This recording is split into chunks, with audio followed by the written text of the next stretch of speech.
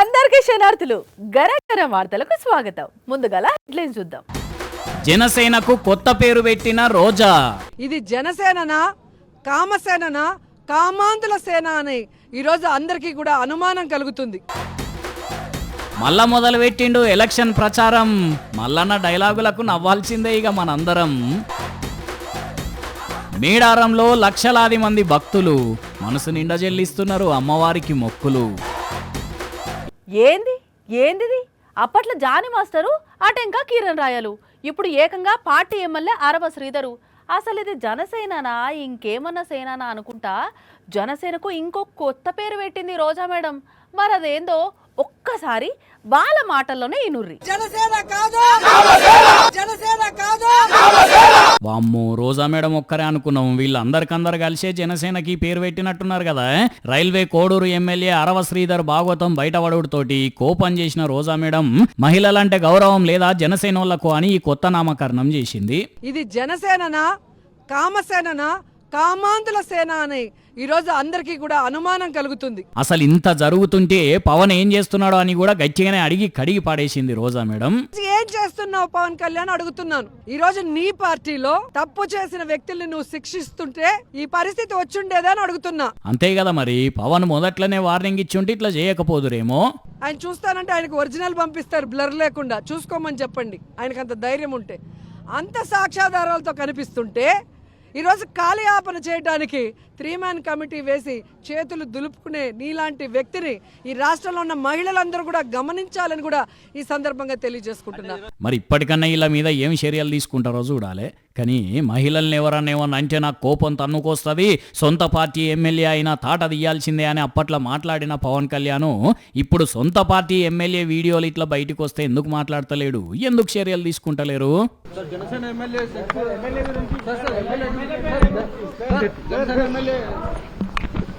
ఇందుకే పవన్ కళ్యాణ్ మీద చాలా మంది పబ్లిక్ కోపం చేస్తున్నారు. మొన్నట్ల జూబ్లీహిల్స్ బై ఎలక్షన్ అప్పుడు ఎంతో మంది లీడర్లు ప్రచారం చేసినా మల్లారెడ్డి ప్రచారం మాత్రం మస్తు ఆకట్టుకున్నది కదా.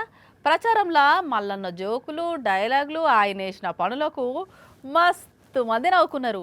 అయితే ఇప్పుడు మళ్ళా మున్సిపల్ ఎన్నికల ప్రచారం షురువైంది కదా.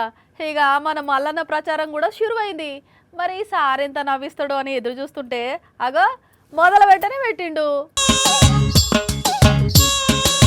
ఫస్ట్ రోజు బడికి పోయిన స్టూడెంట్ కదా, పద్ధతిగా సకలం ముక్లం పెట్టుకొని కింద కూర్చున్నట్టే కూర్చుండి ఇగో ఈ బిడ్డను ఎత్తుకొని ఉపవట్టిండు.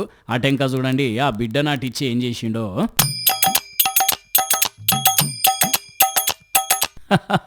ఇట్లా అవ్వ మెడల కండు వేసి దగ్గరికి తీసుకున్నాడు. ఇదంతా చూసి అక్కడ ఉన్న వాళ్ళంతా నవ్వబట్టిండ్రు. అటెంక వాడలా తిరుక్కుంటా ప్రచారం చేసి బీఆర్ఎస్ అభ్యర్థులను గెలిపియాలని చెప్పి ఈ కాంగ్రెస్ సర్కారు చేసింది ఏం లేదని పట్టిండు. కాంగ్రెస్ గవర్నమెంట్ వాళ్ళ మొక్కలేలా ఇప్పటిదాకా వాళ్ళు మన ఊరు మొక్కము ఎల్లపేట కానీ మేడ్చల్ కానీ చూసిన దాఖలా లేదు. మల్లన్న నియోజకవర్గం మేడ్చెల్లో ఇట్లా ప్రచారం చేసిండు. మరి ఎన్ని సీట్లు గెలిపించుకుంటాడో కానీ ప్రచారం అయితే జోరుగానే చేసేటట్టుగా అనిపిస్తున్నాడు. ఇంకో దిక్కు ఇయాటి సందే నామినేషన్లు తీసుకుంటున్నారు కాబట్టి చాలా జాగల్లో చాలా మంది అభ్యర్థులు నామినేషన్లు వేసిండ్రు. చూడాల మరిగా ప్రచారాలు అటెంక ఫలితాలు ఎట్లుంటాయో. ఆసియాలోని అతి పెద్ద గిరిజన జాతర మన మేడార జాతర. త్యాగానికి నిలువెత్తు సాక్ష్యాలు మన సమ్మక్క సారక్కలు. కొబ్బరికాయ ముడుపులు కడితే చాలు కోరికలు తీరుస్తారు ఆ తల్లులు. గుడి లేదు, గుడి తలుపులు లేవు, గద్దెలను దర్శనం చేసుకుంటే చాలు మా సంబరం అనిపిస్తుంది. ఒక్క మాటలో చెప్పాలంటే మేడారంలా ఏదో మహిమ ఉంటుందిలా. ఇక ఇంకెందుకు ఆలస్యం, సీదా జాతర పోయి అన్ని ముచ్చటలను చూసుద్దాం పాడ్రి. చలో మేడారం. ఏం సంబురంగా అవుతున్నదిలా సమ్మక్క జాతర. ఇసుకేస్తే రాలనంత జనం వనంలోకి వచ్చి అడవి తల్లులను దర్శనం చేసుకుంటున్నారు.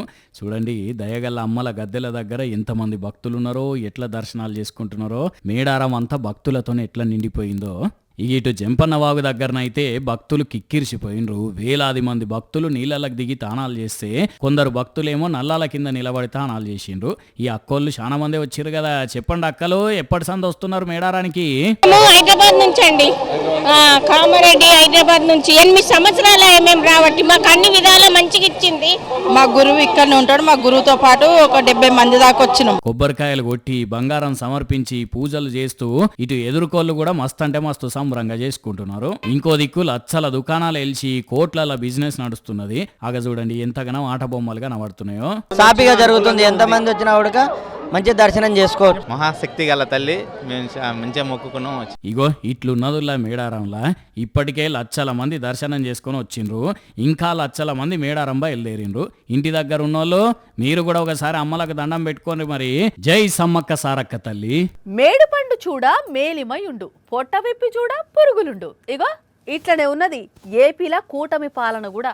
సీఎం దగ్గర నుంచి డిప్యూటీ సీఎం, మంత్రులు, ఎమ్మెల్యేలు, ఎంపీలు మీడియా ముంగటికి వచ్చి అది చేసినాం, ఇది చేసినాం, ఇది చేస్తాం, అది చేస్తామని డప్పులు కొడుతున్నారు తప్పితే జనాలను అయితే పట్టించుకుంటూనే లేరు.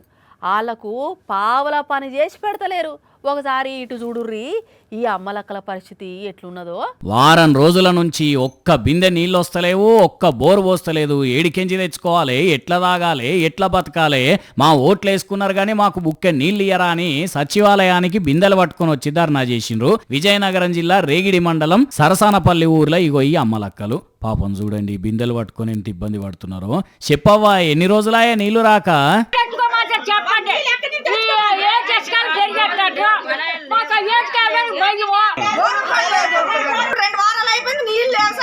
నీళ్ళు లేవు. మేము సచివాలయంకి వచ్చి 3 సార్లు కంప్లీట్ ఇచ్చాం. 3 సార్లు కూడా బాగా చేస్తాం అన్నారు. మా ముసలిదాంట్లో మాకు నీళ్ళు లేవు.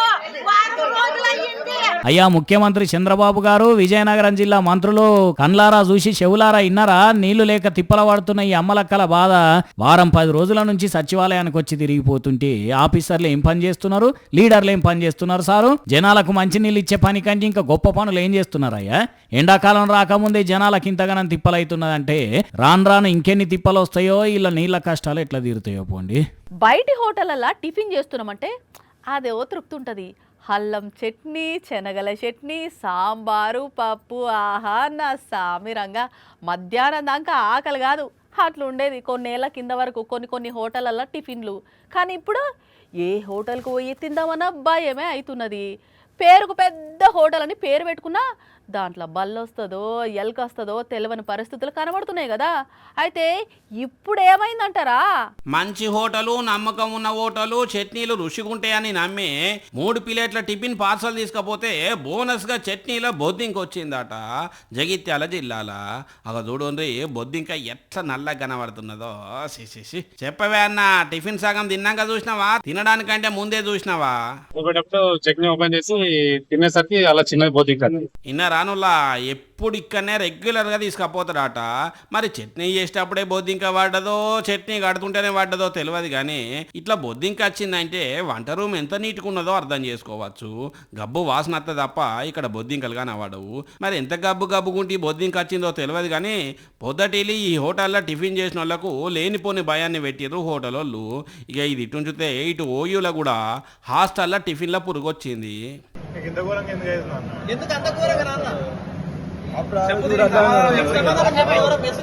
చిచ్చి ఈగ కనబడుతున్నది, పురుగు కనబడుతున్నది. అయ్యలు ఆఫీసర్లు చూసిండ్రా చదువుకునే పిల్లల హాస్టల్లా ఎటువంటి తిండి పెడుతున్నారు. జర గట్టిగా చర్యలు తీసుకొని పిల్లలకు మంచి తిండి పెట్టుర్రి సార్లు. ఇటువంటి టిఫిన్ తిని వాళ్ళు ఎట్లా చదువుకుంటారో ఒకసారి ఆలోచన చెయ్యుర్రి. ట్రాఫిక్ పోలీసుల డ్యూటీ ఏందులా? ట్రాఫిక్ను కంట్రోల్ చేయాలి. ఎవ్వరు రూల్స్ బ్రేక్ చేయకుండా ఆపాలి. సిగ్నల్స్ దగ్గర నిల్చొని చూడాలి. లైసెన్స్ లేక బండ్లు నడిపేటోళ్ళు కనబడ్డా, హెల్మెట్ పెట్టుకోకపోయినా, ట్రిపుల్ రైడింగ్ చేసినా, రాంగ్ రూట్లో పోయినా వాళ్ళ మీద చర్యలు తీసుకోవాలి. ఇవే కదా వాళ్ళు చేసే పనులు. అయితే ఈ పనులు చేస్తేనే ఇక్కడ కొందరు ట్రాఫిక్ పోలీసులు రోడ్డు మీద దుబ్బొస్తున్నారులా. ఏందో చిత్రంగా. అయ్యో ఇల్లేందుల్లో ఏందో రోడ్డు మీద దుబ్బ చల్తారు. దోషులకు దోషులే తెచ్చిపోస్తున్నారు కదా.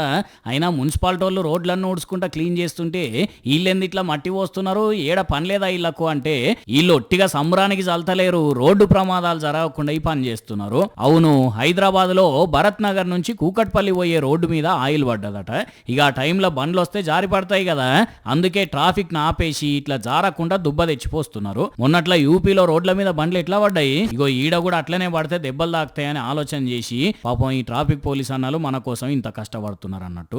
కానీ పబ్లిక్ వాళ్ళు మన ప్రాణాలు కాపాడేందుకు ఎన్నో చేస్తుంటారు. కానీ మన దాంట్లోనే కొందరు మన ప్రాణాల కోసం ట్రాఫిక్ రూల్స్ పాటియమన్నా పాటియ్యారు. జర ఇప్పుడన్నా అర్థం చేసుకుంటే మంచిది అసొంటోళ్ళు. ఇగో ఇవుల్లా ఇయాల్టి గరం గరం వార్తలు మన టైం ఎరకనే కదా, రాత్రి 8:30కు పొద్దుగల 8:30కు చూస్తారే ఉండండి సాక్షి టీవీ. సరేనా, ఉంటాం మళ్ళా.